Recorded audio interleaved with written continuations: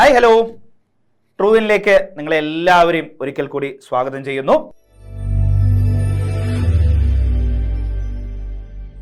നമ്മൾ ഇന്ന് നോക്കുന്ന ടോപ്പിക് എന്ന് പറയുന്നത് കുറച്ച് ചോദ്യങ്ങളാണ്.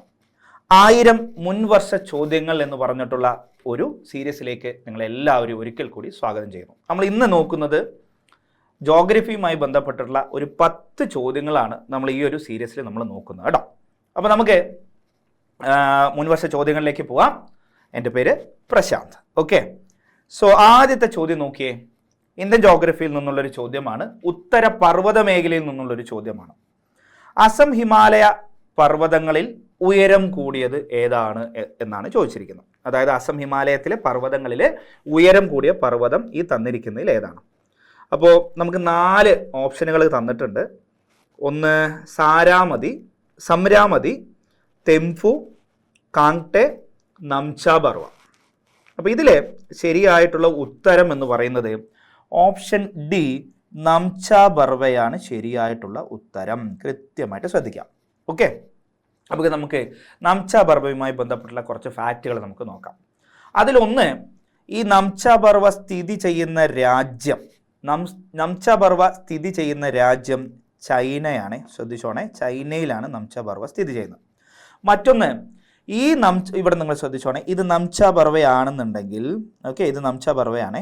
ഈ നംച ബർവ കൃത്യമായിട്ട് തന്നെ യു ടേൺ എടുത്ത് നോക്കിക്കോണേ, നംച ബർവയുടെ മുകളിലൂടെ ഒരു നദി വരുന്നുണ്ട്. അത് യു ടേൺ എടുത്ത് ഇന്ത്യയിലേക്ക് പ്രവേശിക്കുന്നുണ്ട്. ഓക്കെ, ആ നദിയാണ് ബ്രഹ്മപുത്ര നദി. അപ്പം നംച ബർവയിൽ കൃത്യമായിട്ട് തന്നെ ഒരു യു ടേൺ എടുത്ത് ഇന്ത്യയിലേക്ക് പ്രവേശിക്കുന്ന നദിയാണ് ബ്രഹ്മപുത്ര നദി. ഓക്കെ, ബ്രഹ്മപുത്ര നദി ഇന്ത്യയിലേക്ക് പ്രവേശിക്കുന്നത് അരുണാചൽ പ്രദേശ് സംസ്ഥാനത്ത് വെച്ചിട്ടാണ്. പിന്നീട് അസമിലൂടെ ഒഴുകുകയും പിന്നീട് അത് ബംഗ്ലാദേശിലേക്ക് ഒഴുകുകയും ചെയ്യുന്നുണ്ട്. അപ്പോൾ ബ്രഹ്മപുത്ര ഇന്ത്യയിലൂടെ ഒഴുകുന്ന രണ്ട് സംസ്ഥാനങ്ങൾ, ഒന്ന് അരുണാചൽ പ്രദേശ്, മറ്റൊന്ന് അസം. അപ്പോൾ നംച ബർവ ഇത്രയും കാര്യങ്ങൾ കൃത്യമായിട്ട് നോക്കണേ. ഒരു എക്സ്ട്രാ പോയിന്റ് കൂടി ശ്രദ്ധിച്ചോണേ. ഉത്തര പർവ്വത മേഖലയിൽ, ഇപ്പോൾ ഫോർ എക്സാമ്പിൾ നോക്കണേ, ഇതാണ് ഉത്തര പർവ്വത മേഖല എന്ന് നമുക്ക് കരുതാം. ഓക്കെ, ആ ഉത്തര പർവ്വത മേഖലയിൽ ഏറ്റവും ഈസ്റ്റായിട്ട് കിടക്കുന്ന, ഏറ്റവും കിഴക്ക് വശത്തായിട്ട് കിടക്കുന്ന പ്രധാനപ്പെട്ട പർവ്വതം ചോദിച്ചാലും നംച ബർവ തന്നെയാണ്. ഇത് തന്നെയാണ്, നംച ബർവ തന്നെയാണ്. ഓക്കെ, സോ ഒന്നാമത്തെ ചോദ്യത്തിന്റെ ഉത്തരം നംച ബർവ. ഓക്കെ, രണ്ടാമത്തെ ചോദ്യത്തിലേക്ക് നമുക്ക് പോവാം. രണ്ടാമത്തെ ചോദ്യവും ഉത്തര പർവ്വത മേഖലയുമായി ബന്ധപ്പെട്ടുള്ള ചോദ്യം തന്നെയാണ്. നോക്കിയേ, ആദ്യത്തെ ചോദ്യം നമ്മൾ അസം ഹിമാലയത്തിൽ നിന്നാണെങ്കിൽ രണ്ടാമത്തെ ചോദ്യം കശ്മീർ ഹിമാലയത്തിൽ നിന്നാണ് ചോദിച്ചിരിക്കുന്നത്. സോ കശ്മീർ ഹിമാലയ ഭാഗത്ത് കണ്ടുവരുന്ന കുങ്കുമപ്പൂ കൃഷിക്ക് അനുയോജ്യമായ മണ്ണിനം. ഓക്കെ, മണ്ണിനവും അതേപോലെ തന്നെ ഹിമാലയത്തിന്റെ ഭാഗമായിട്ടാണ് ചോദിച്ചിരിക്കുന്നത്. മണ്ണിനമാണ് ചോദിച്ചിരിക്കുന്നത്. അപ്പൊ നമുക്ക് ഓരോന്നായിട്ട് നമുക്കൊന്ന് പരിശോധിച്ച് നോക്കാം. ടെറായ്. ആക്ച്വലി ടെറായ് എന്ന് പറയുന്നത് ഉത്തരമഹാസമതലത്തിലെ ഒരു ഭാഗം മാത്രമാണ്. എസ്കാർ എന്ന് കൊടുത്തിട്ടുണ്ട്. അത് നമുക്ക് ഗ്ലേഷ്യർ, അതായത് ഈ ഹിമാനിയുമായി ബന്ധപ്പെട്ടുള്ളൊരു ടേമാണ് എസ്കാർ എന്ന് പറയുന്നത്. ഉത്തരം ഓപ്ഷൻ സി ആണ്, കരേവ മണ്ണിനം. പലതവണയായിട്ട് റിപ്പീറ്റ് അടിച്ച് വന്നിട്ടുള്ളൊരു ചോദ്യമാണ്. ഇനി അടുത്തത് ബാബർ റീജിയൻ നോക്കുകയാണെന്നുണ്ടെങ്കിൽ അതും ഈ പറഞ്ഞ പോലെ തന്നെ ഉത്തര മഹാസമതലത്തിനെ നമ്മൾ നോർത്ത് നിന്ന് സൗത്തിലേക്ക്, അതായത് വടക്കുന്ന് തെക്കോട്ടേക്ക് നമ്മളൊരു ക്ലാസിഫിക്കേഷൻ പറയാറുണ്ട്. അതിൽ വരുന്നതാണ് ഈ ബാബറും ടെറായും എക്കൽ സമതലങ്ങളും എല്ലാം. സോ കശ്മീർ ഹിമാലയത്തിന്റെ ഭാഗത്ത് കണ്ടുവരുന്ന കുങ്കുമപ്പൂ കൃഷിക്ക് ഏറ്റവും അനുയോജ്യമായിട്ടുള്ള മണ്ണിനം അത് കരേവ തന്നെയാണ്. ഓപ്ഷൻ സി ആണ് രണ്ടാമത്തെ ചോദ്യത്തിന്റെ ഉത്തരം എന്ന് പറയുന്നത്. നമ്മളൊരു 10 ചോദ്യമാണ് കേട്ടോ നോക്കുന്നത്. ഇനി അടുത്തത് മൂന്നാമത്തെ ചോദ്യത്തിലേക്ക് നമുക്ക് പോവാം. നോക്ക്, മധ്യഘട്ടത്തിലോ കീഴ്ഘട്ടത്തിലോ അവസാദങ്ങളുടെ ഭാരം കാരണം വളഞ്ഞു പുളഞ്ഞ് ഒഴുകുന്ന നദി സൃഷ്ടിക്കുന്ന ഭൂരൂപം. ഓക്കെ, സോ ശ്രദ്ധിച്ചോണെ, വളഞ്ഞു പുളഞ്ഞ് നദി ഒഴുകുന്നുണ്ട് എന്ന് നമ്മൾ ഇവിടെ കൃത്യമായിട്ട് പറഞ്ഞു. അതായത് മിയാൻഡറിങ് അവിടെ സംഭവിക്കുന്നുണ്ട്. സോ മിയാൻഡറിങ് കാരണം ഉണ്ടാവുന്ന ഭൂരൂപത്തെക്കുറിച്ചാണ് ഇവിടെ ചോദിച്ചിരിക്കുന്നത്. നമുക്ക് ഓപ്ഷനുകൾ നമുക്ക് നോക്കാം. ഒന്ന്, പ്രളയ സമതലങ്ങൾ. ഓക്കെ, 2, എക്കൽ കോണുകൾ. 3, മടഞ്ഞിട്ട അരുവികൾ. 4, ഓക്സ്ബോ തടാകങ്ങൾ. ഈ ചോദ്യം ഒന്നുകൂടി വായിക്കുകയാണേ. നോക്ക്, ഇതില് നദികളുടെ 3 ഘട്ടങ്ങൾ നിങ്ങൾ ശ്രദ്ധിച്ചോണേ. ഉപരിഘട്ടം, മധ്യഘട്ടം, കീഴ്ഘട്ടം. അപ്പൊ ഇതിൽ മധ്യഘട്ടത്തിലും കീഴ്ഘട്ടത്തിലും അവസാദങ്ങളുടെ ഭാരം കാരണം എന്ത് ചെയ്യുന്നുണ്ട്? നദികൾ മിയാൻഡറിങ് സംഭവിക്കുന്നുണ്ട്, അതായത് വളഞ്ഞു പുളഞ്ഞു ഒഴുകുന്നുണ്ട്. അതിന്റെ ഔട്ട്പുട്ടോളം കിട്ടുന്ന ഒരു ഭൂരൂപം ഓപ്ഷൻ ഡി ആണ് കേട്ടോ. ഓക്കെ, ഓപ്ഷൻ ഡി ആണ് ഇതിലെ ശരിയായിട്ടുള്ള ഉത്തരം, ഓക്സ്ബോ തടാകങ്ങൾ. ഓക്കെ, അപ്പൊ നമുക്ക് ഓക്സ്ബോ തടാകവുമായി ബന്ധപ്പെട്ടുള്ള ഒരു 2 ഫാക്ട് പിടിച്ചോ. ഇന്ത്യയിലെ ഏറ്റവും വലിയ ഓക്സ്ബോ തടാകം, അത് തന്നെയാണ് ഏഷ്യയിലെയും ഏറ്റവും വലിയ ഓക്സ്ബോ തടാകം. അതിന്റെ പേര് കൻവാർ തടാകം, കൻവാർ ലേക്ക്. ഇത് എവിടെയാണ്? ബീഹാറിലാണ് കേട്ടോ. ബീഹാറിലാണ് സ്ഥിതി ചെയ്യുന്ന കൻവാർ ലേക്ക്.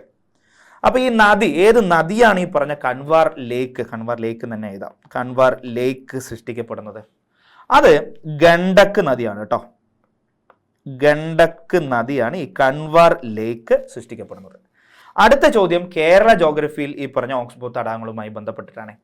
അപ്പൊ കേരളത്തിൽ കാണപ്പെടുന്ന ഒരേ ഒരു പ്രകൃതിദത്ത ഓക്സ്ബോ തടാകം വൈന്തല. ശ്രദ്ധിച്ചോണെ, വെൻതല എന്നും വൈന്തല എന്നൊക്കെ അറിയപ്പെടുന്ന പ്രകൃതിദത്ത ഓക്സ്ബോ തടാകം വൈന്തല. ഇത് ഏത് നദിയിലാണ്? ചാലക്കുടി നദിയിലാണ്.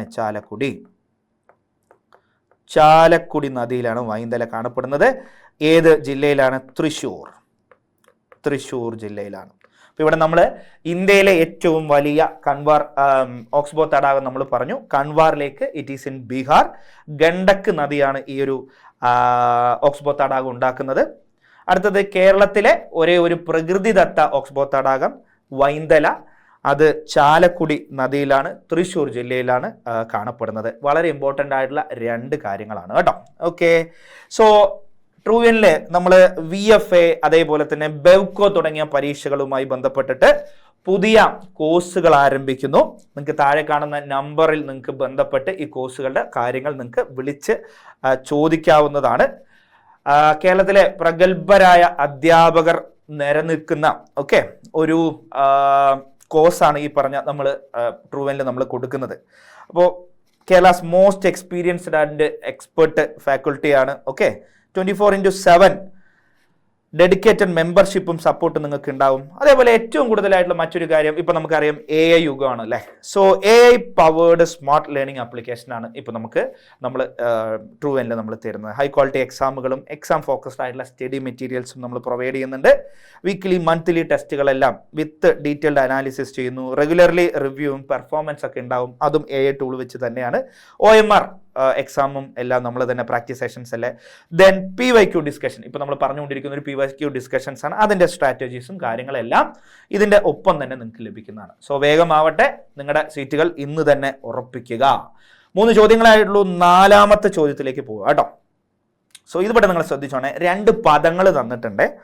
ഇത് ഇന്ത്യയിലെ ഏത് വ്യവസായവുമായി ബന്ധപ്പെട്ടിട്ടാണ് ഈ പദങ്ങൾ എന്നുള്ളത്. നമുക്ക് ഡയറക്റ്റ് ഉത്തരത്തിലേക്ക് തന്നെ നമുക്ക് പോവാം.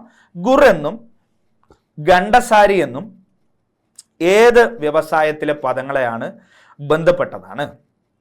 ഇരുമ്പുരുക്ക് വ്യവസായം, ടെക്സ്റ്റൈൽ വ്യവസായം, പഞ്ചസാര വ്യവസായം, കെമിക്കൽ രാസ വ്യവസായം. ഓപ്ഷൻ സി പഞ്ചസാര വ്യവസായമാണ് ഇതിന്റെ ശരിയായിട്ടുള്ള ഉത്തരം.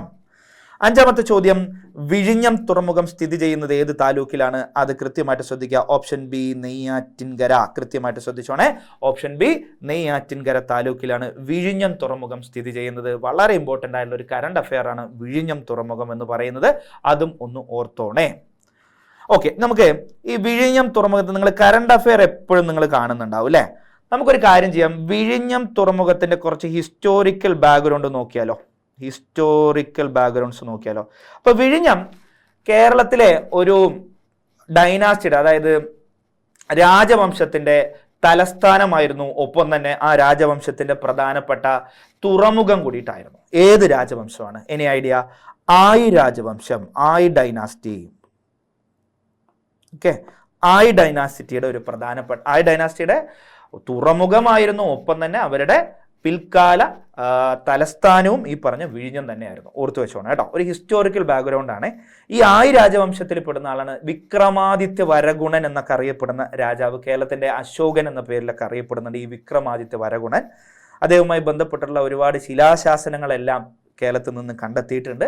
അത് ആയി രാജവംശത്തിലെ ഒരു പ്രധാനപ്പെട്ട രാജാവാണ്. ഓക്കെ, സോ വിഴിഞ്ഞുമായി ബന്ധപ്പെട്ടുള്ള ഒരു ഹിസ്റ്റോറിക്കൽ ബാക്ക്ഗ്രൗണ്ട് പറഞ്ഞു എന്നേ ഉള്ളൂ കേട്ടോ. സോ ജോഗ്രഫിയാണ്, എന്നാലും ഹിസ്റ്റോറിക്കൽ ബാക്ക്ഗ്രൗണ്ട് അവിടെ ഇരിക്കട്ടെ. ഓക്കെ, സോ 6 നോക്കിയേ. മൺസൂൺ മഴയും ഇടവിട്ട് വേനൽക്കാലവും മാറി മാറി അനുഭവപ്പെടുന്ന പ്രദേശങ്ങളിൽ രൂപപ്പെടുന്ന മണ്ണിനം. സോ ഓപ്ഷൻ തന്നിട്ടുണ്ട്: കറുത്ത മണ്ണ്, എക്കൽ മണ്ണ്, പർവ്വത മണ്ണ്, ലാറ്ററൈറ്റ് മണ്ണ്.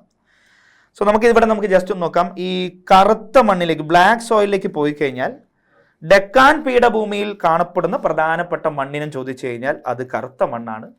ദെൻ എക്കൽ മണ്ണിലേക്ക് പോയി കഴിഞ്ഞാൽ ഉത്തരമഹാസമതലത്തിൽ കാണപ്പെടുന്ന പ്രധാനപ്പെട്ട മണ്ണ് എക്കൽ മണ്ണാണ്. ഇന്ത്യയിൽ ഏറ്റവും കൂടുതൽ കാണപ്പെടുന്ന മണ്ണിനവും എക്കൽ മണ്ണ് തന്നെയാണ്.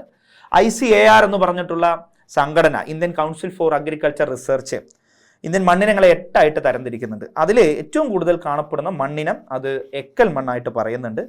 പർവ്വത മണ്ണ്, പർവ്വതങ്ങളുടെ താഴെ, അതിനെയാണ് നമ്മൾ മൗണ്ടൻ സോയിൽസ് എന്നൊക്കെ നമ്മൾ അറിയപ്പെടുന്നത്. യെസ്, ഓപ്ഷൻ ഇതിൽ ലാറ്ററൈറ്റ് മണ്ണാണ്. ഓപ്ഷൻ ഡി ആണ് ശരിയായിട്ടുള്ള ഉത്തരം. ലാറ്ററൈറ്റ് മണ്ണ് അല്ലെങ്കിൽ ചെങ്കൽ മണ്ണ്. എന്താ അതിൻ്റെ മറ്റൊരു പ്രത്യേകത? കേരളത്തിൽ ഏറ്റവും കൂടുതൽ കാണപ്പെടുന്ന മണ്ണിനം ലാറ്ററൈറ്റ് മണ്ണാണ്. എന്നാൽ ഇന്ത്യയിൽ ഏറ്റവും കൂടുതൽ കാണപ്പെടുന്ന മണ്ണിനം ചോദിച്ചാലോ അത് എക്കൽ മണ്ണാണ് കേട്ടോ. ഓർത്തോണെ, ഇന്ത്യയിൽ ഏറ്റവും കൂടുതൽ കാണപ്പെടുന്ന മണ്ണിനം എക്കൽ മണ്ണാണ്. ആൻഡ് കേരളത്തിൽ ലാറ്ററൈറ്റ് മണ്ണാണ്. എന്താണ് ഇവിടുത്തെ പ്രധാനം നോക്കിക്കോണേ? കേരളം കിടക്കുന്നത് നമുക്കറിയാം ഒരു ഉഷ്ണമേഖലാ പ്രദേശത്താണ്, ട്രോപ്പിക്കൽ സോണിലാണ്.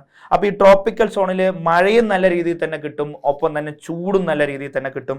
സോ മൺസൂൺ മഴയും ഇടപെട്ടുള്ള വേനൽക്കാലവും മാറി മാറി അനുഭവിക്കുന്ന സ്ഥലങ്ങളിൽ നമ്മൾ രൂപപ്പെടുന്നതാണ് ലാറ്ററൈറ്റ് മണ്ണ്. ലാറ്ററൈറ്റ് മണ്ണിലെ പ്രധാനപ്പെട്ട നല്ല രീതിയിൽ തന്നെ വരുന്ന കൃഷി ഏതാണ്? റബ്ബർ. ഓർത്തു വെച്ചോണേ, റബ്ബർ കൃഷി. ഓക്കെ, വളരെ വളരെ ഇമ്പോർട്ടൻ്റ് ആണ്. സോ 6ാമത്തെ ചോദ്യം. അടുത്ത ചോദ്യം 7ാമത്തെ ചോദ്യത്തിലേക്ക് പോകുന്നു.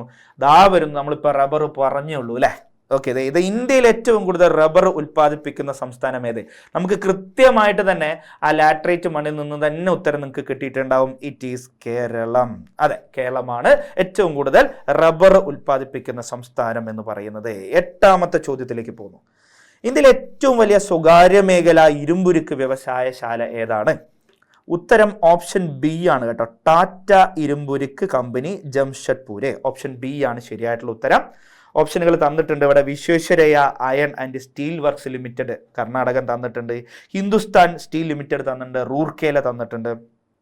Then Indian Iron and Steel Company തന്നിട്ടുണ്ട്. It is in Paschima Bengal. ഇതെല്ലാം തന്നിട്ടുണ്ട്. ഓപ്ഷൻ ബി ആണ് ശരിയായിട്ടുള്ള ഉത്തരം എന്നുള്ള കാര്യം കൂടി ഓർത്തു വെക്കുക. ഇനി 9ാമത്തെ ചോദ്യത്തിലേക്ക് പോകുന്നു. ഇന്ത്യയിലെ ഏറ്റവും വിസ്തൃതവും പഴക്കം ചെന്നതും ഉറപ്പേറിയമായ ശിലകളാൽ നിർമ്മിതമായ ഭൂവിഭാഗം ഏതാണ്? നോക്കാം. 4 ഓപ്ഷനുകൾ: മാൽവ പീഠഭൂമി, ഉപദ്വീപീയ പീഠഭൂമി, ആരവല്ലി പർവ്വതനിര, ഉത്തരമഹാസമതലം. തീർച്ചയായിട്ടും കൃത്യമായിട്ട് ശ്രദ്ധിക്കുക. ഭൂവിഭാഗം എന്ന് കൃത്യമായിട്ട് തന്നെ എടുത്തു പറയുന്നുണ്ട്. ഇത് രണ്ടും ഭൂവിഭാഗം അല്ല. സോ നമുക്ക് ബാക്കിയുള്ളത് ഉപദ്വീപീയ പീഠഭൂമിയും ഉത്തരമഹാസമതലവുമാണ്. തീർച്ചയായിട്ടും ഇതിൻ്റെ ഉത്തരം കൃത്യമായിട്ട് ശ്രദ്ധിക്കുക. ഉപദ്വീപീയ പീഠഭൂമി. ഏറ്റവും പഴക്കം ചെന്നത് ഉപദ്വീപീയ പീഠഭൂമി. എന്നാൽ ഏറ്റവും പഴക്കം ഇല്ലാത്തത് ചോദിച്ചാലോ അതായത് ഏറ്റവും പ്രായം കുറഞ്ഞത്, ഏറ്റവും പ്രായം കൂടിയത് ഉപദ്വീപീയ പീഠഭൂമിയാണെങ്കിൽ ഏറ്റവും പ്രായം കുറവ് അത് ഉത്തരമഹാസമതലമാണ്. ഓർത്തു വെക്കുക. അതിൻ്റെ അവസാനത്തെ ചോദ്യത്തിലേക്ക് നമ്മൾ പോകുന്നു. 10 സ്ഥിരമായിട്ട് ഒരുപാട് തവണ റിപ്പീറ്റ് അടിച്ചു വന്ന് ചോദിക്കുന്ന ചോദ്യം. ശ്രദ്ധിച്ചോണേ. കേരളത്തിലെ കൊല്ലം മുതൽ കോട്ടപ്പുറം വരെ പശ്ചിമ തീരക്കനാൽ വരെയുള്ള പശ്ചിമ തീരക്കനാൽ ഏത്? തീർച്ചയായിട്ടും ഓപ്ഷൻ നമുക്ക് 4 ഓപ്ഷനുകളുണ്ട്. ദേശീയ NHW, ദേശീയ NW, NW 3, NW 4, NW 5, NW 2. So option A ആണ് ഇതിൽ ശരിയായിട്ടുള്ള ഉത്തരം.